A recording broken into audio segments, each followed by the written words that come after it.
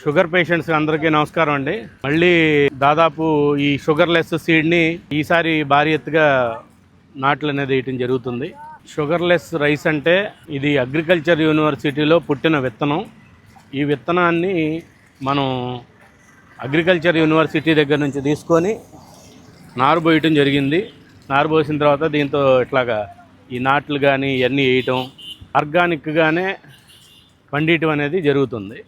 ఇంతమంది కష్టపడితే కానీ అది 6 నెలల తర్వాత పంట చేతికొచ్చుద్ది. చేతికొచ్చిన తర్వాత 6 నెలల తర్వాత మీ ప్లేట్లోకి వస్తుంది. కాబట్టి దయవుంచి ఒక్క మెతుకు కూడా వేస్ట్ చేయొద్దు దయచేసి. కొంతమంది తింటుంటే ప్లేట్ నిండా అన్నం ఉంటుంది, ప్లేట్ చుట్టూతా అన్నం పడిపోయి ఉంటుంది.